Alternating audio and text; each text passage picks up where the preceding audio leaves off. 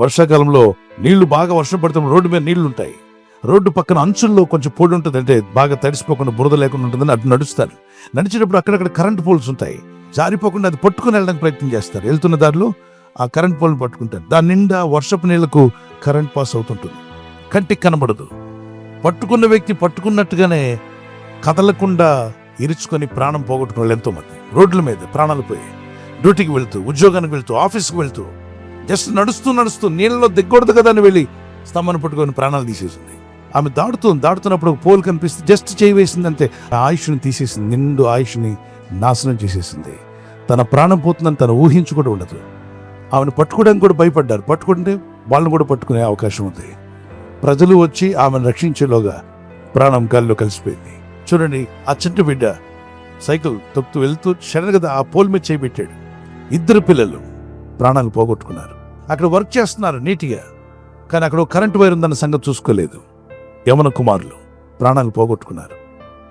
ఏమైందో గ్రహించేలోగా ప్రాణాలు పోయాయి. ఎంతోమంది చిన్న బిడ్డలు కావచ్చు, పెద్దలు కావచ్చు, ప్రత్యేకంగా ఈ వర్షాకాలంలో బయటికి వెళ్ళినప్పుడు ఐరన్ పోల్స్ కానీ నీళ్లు ఉన్న దగ్గర కానీ జాగ్రత్తగా ఉండండి. కరెంటు వాడుకోండి, కానీ దాంతో ఆడుకోకండి.